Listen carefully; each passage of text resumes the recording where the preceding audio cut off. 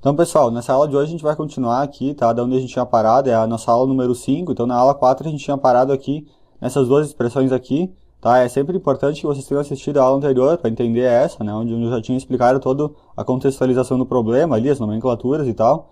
Então, na última aula a gente tinha parado aqui, né, na montagem do sistema de equações que deve ser resolvida pelo método de Newton, né? Nessa aula de hoje a gente vai ver o algoritmo em si ali de resolução ali do método de Newton-Raphson, ali aplicado a sistemas elétricos, e a gente vai ver ali como é que se forma uma matriz jacobiana.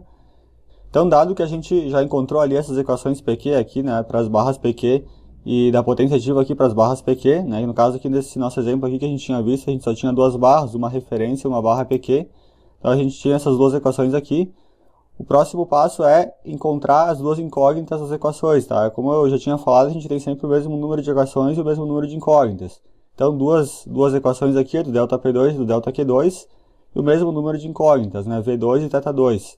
Tá? É importante também que a equação ela fique nessa forma aqui, nesse formato igual a zero, né? Que é o formato do ΔP e do ΔQ. E agora a gente vai ver a parte do algoritmo do método de Newton em si. Esse slide aqui eu retirei de uma aula que eu já tinha feito, né, que foi focada só na parte do método de Newton em si, né, sem resolução de fluxo de potência, né, eu só expliquei o algoritmo em si e ainda resolvi um exemplo lá. Então, basicamente, a gente tem, tá, explicando de maneira básica, posso deixar o link da aula na descrição, onde eu explico melhor essas coisas aqui, mas basicamente esse daqui é o algoritmo de Newton para uma função de uma variável, ou seja, para mim resolver encontrar uma incógnita, que é a incógnita x, né, que é função do f de x aqui. Então a gente tem aqui a próxima iteração, depende do valor da iteração anterior do x, do valor da função aplicado no ponto x, dividido pela o ponto aplicado na derivada dessa função f aqui. Como eu tinha explicado, a expressão análoga, que é a expressão para o caso onde a gente tem mais de uma função e mais de uma variável, é essa expressão aqui. Se a gente trabalhar ela um pouco melhor, a gente chega nessa daqui, né, jogando j para cima, fica j na menos 1. E é essa expressão que a gente utiliza para resolver em problemas de fluxo de potência, né? Porque a gente vai ter sempre pelo menos duas equações e duas incógnitas, né? Que, por exemplo, no caso mais básico de duas barras, a gente tem duas equações aqui e duas incógnitas, mas com certeza em problemas maiores ali de 3, 4, 5 barras ali ou mais, vocês vão ter mais equações e mais incógnitas. Então é esse algoritmo aqui que está destacado em verde, que é o que a gente vai utilizar para resolver problemas no fluxo de potência. Como eu havia explicado, tá? No caso de a gente tem multifunções aqui, o fzinho aqui ele acaba virando f maiúsculo, que é um vetor de funções, né? f1, f2, f3. O x minúsculo aqui, que era uma variável só, ele vira esse x maiúsculo, que é o vetor de variáveis, x1, x2, x3, né? E a solução desse problema são os valores das variáveis x1, x2, x3 que zeram simultaneamente esse conjunto de equações aqui, né? Que está aqui dentro da função f, nesse formato aqui igual a zero. Ou seja, são as raízes da equação. São as soluções do problema que a gente vai buscar. E como agora a gente tem multifunções e multivariáveis, né, esse f' ali, que era simplesmente a derivada da função, ele acaba virando esse j, que é a matriz jacobiana, que é a derivada parcial, uma matriz de derivadas parciais, né, de todas as funções em relação a todas as variáveis. Então, para o nosso caso aqui, como é que a gente fica? Tá? A gente tinha essas duas equações aqui, essas funções f1 e f2 vão ser as equações do ΔP e do ΔQ que a gente achou aqui. Então, aqui está no nosso vetor f aqui, para o nosso problema de fluxo de potência, ele vira isso daqui. E o nosso vetor x é o vetor de variáveis, né? A gente tem duas variáveis, no caso, θ2 e o v2. Então, aqui, em vez de x1, x2, x3, a gente tem θ2 e v2. E a nossa matriz jacobiana, ela vai ser uma matriz 2 por 2, né? Porque eu tenho duas equações, né? A do ΔP2 e a do ΔQ2, então eu vou ter duas linhas. Ó, percebam que nessa linha aqui, eu tenho as derivadas parciais do ΔP2 e nessa linha de baixo aqui do ΔQ2. E, como eu tenho duas incógnitas, eu vou ter duas colunas também. Então, a coluna do θ2, ó, que ele aparece nos dois casos da mesma coluna, e a coluna do V2, aparece aqui e aqui. Então, é assim que a gente monta uma matriz jacobiana, né? Dependendo do número de linhas é igual ao número de equações, e o número de colunas é igual ao número de incógnitas. Só que aqui a gente tem que ter uma atenção especial, porque eu não posso colocar essas derivadas parciais aqui em qualquer ordem aqui na matriz. Elas têm que estar nessa ordem aqui que está mostrada aqui, tá? Então, primeiro eu tenho as derivadas parciais do P2 em relação ao θ2, né? Se eu tivesse mais expressões, eu colocaria todas aqui nesse quadrante aqui. As expressões do P em relação a V, elas ficam nessa posição aqui. Do Q em relação a θ aqui, e a do Q em relação a V nessa posição aqui, tá? Então, é assim que a gente define uma matriz jacobiana para problemas de fluxo de potência, tá? Ela é dividida em 4 quadrantes. O quadrante que a gente chama quadrante H, que é esse primeiro aqui. O quadrante N, que é esse daqui. O M, que é esse daqui, e o L, o último quadrante aqui. No primeiro quadrante a gente coloca todas as expressões de derivadas parciais de P em relação a θ, nesse segundo de P em relação a V e assim por diante, né? Tem que respeitar essa ordem aqui. Então aqui tem, aqui tem as expressões equivalentes para cada quadrante aqui, né? São essas 4 aqui, tá? Nos métodos desacoplados, que é uma coisa que eu vou estar falando mais futuramente ali, a gente ignora simplesmente os quadrantes N e M, né? E como eu falei, em sistemas elétricos ali de alta tensão, ali onde a reatância indutiva da linha ela é predominante, ali a gente tem uma fraca sensibilidade aqui entre a potência reativa e o ângulo de fase, entre a potência ativa e o módulo da tensão. Então o M e o N são cortados, né? Mas no problema clássico de Newton eles são considerados, e é o que a gente vai estar vendo nesse problema, né? A gente vai estar considerando então todos os 4 quadrantes aqui da matriz. Aqui a gente pode ver aqui que a gente tem o V, tá? Esse Vzinho aqui é o índice da iteração, então ele não é um expoente, ele é a iteração 0, 1, 2, assim por diante, né?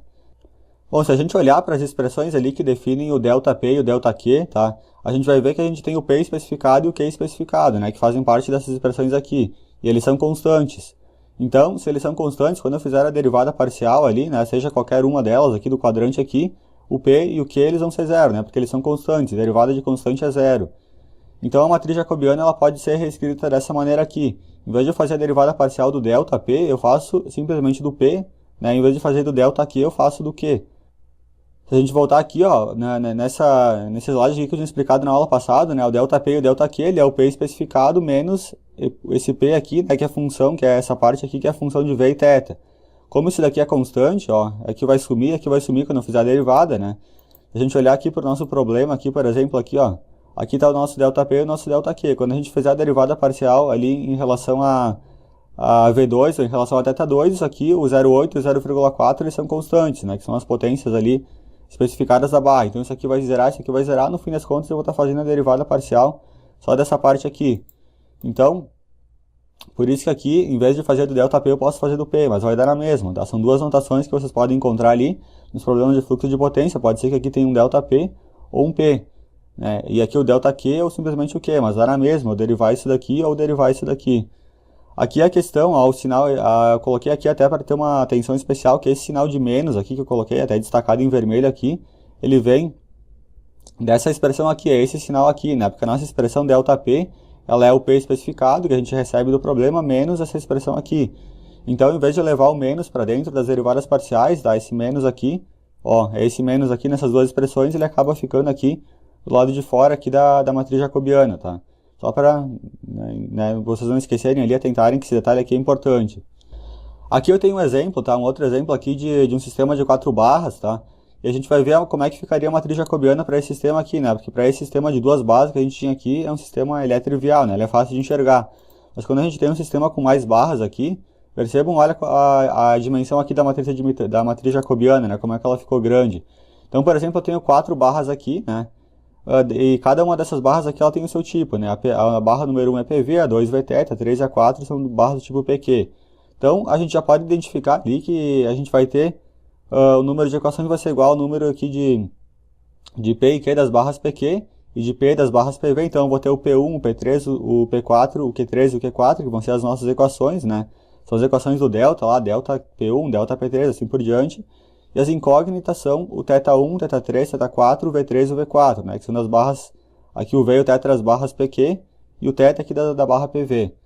Então, só sabendo disso, eu já poderia montar a minha matriz jacobiana, né? Sem nem precisar fazer o equacionamento, isso aqui eu já posso extrair logo de cara só com essas informações aqui. Então, por exemplo, para esse sistema aqui, eu tenho 5 equações, então eu vou ter 5 linhas aqui na matriz jacobiana, né? Linha 1, linha 2, 3, 4 e 5.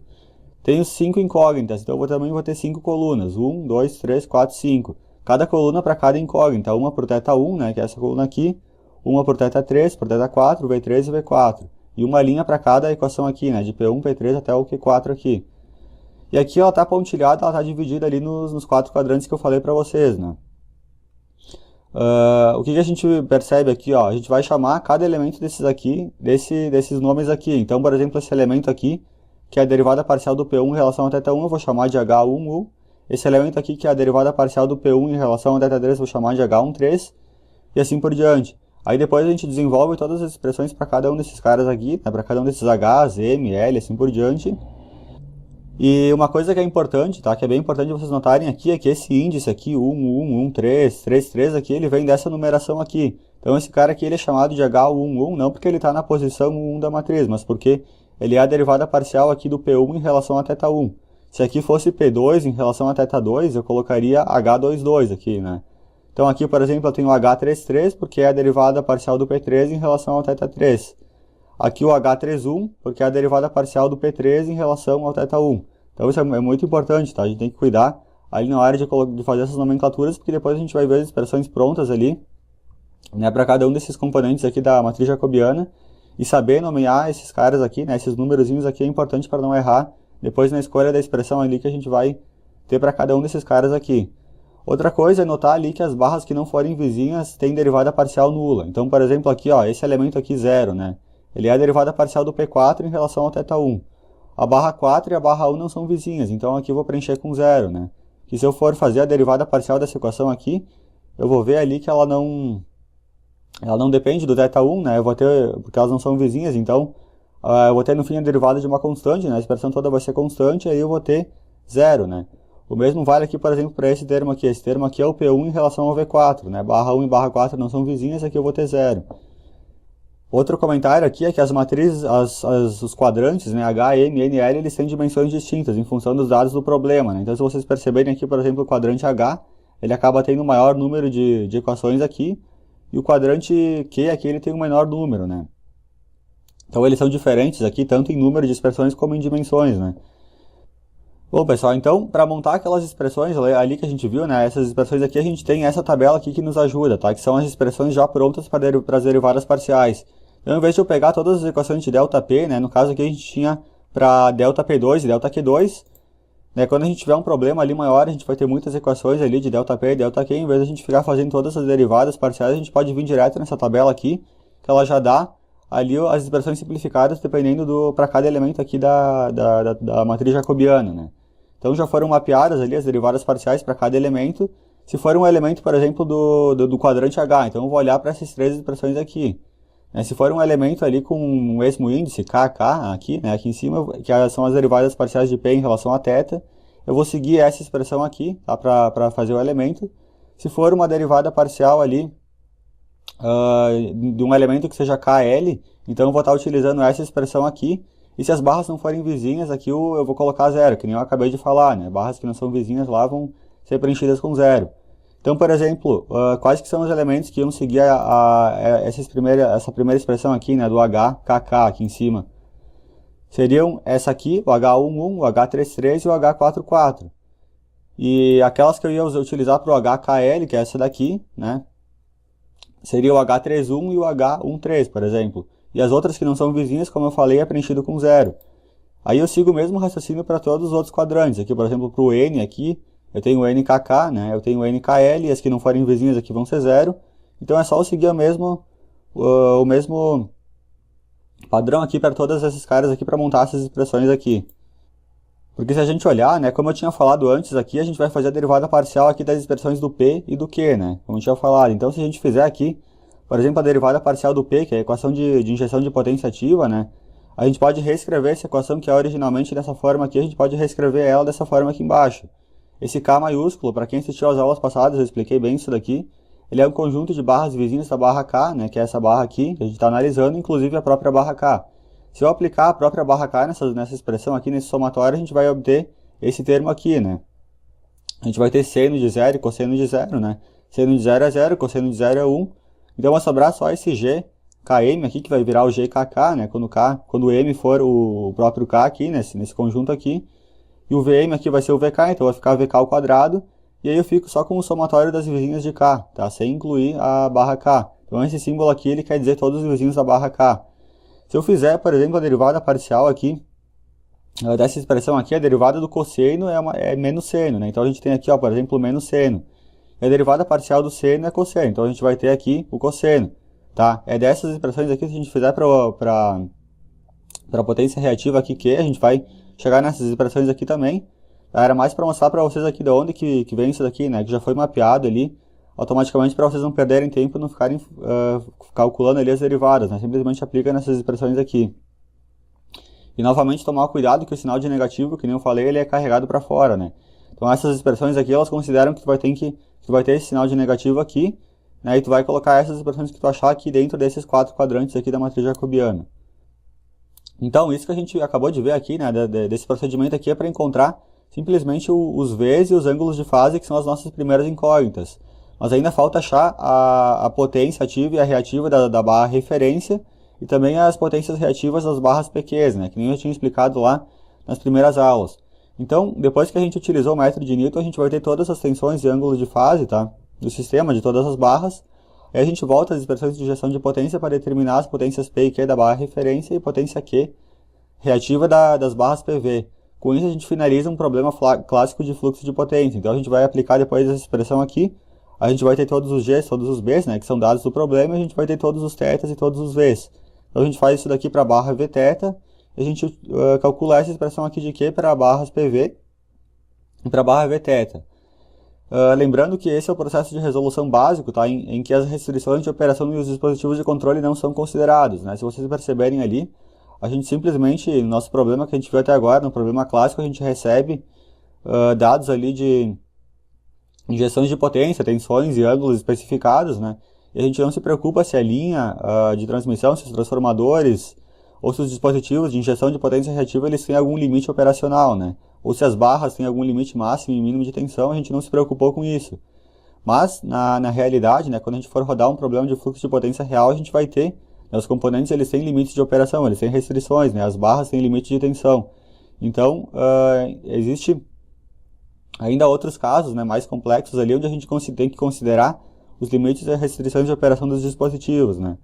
Então, por exemplo, deve-se respeitar os limites de operação dos componentes de uma rede elétrica, né, tensão máxima e mínima numa barra PQ, por exemplo, né? Então, tem lá, por exemplo, nos simuladores de fluxo de potência, uma barra, ela pode ser do tipo PQ se ela ficar dentro de uma determinada faixa de tensão, né?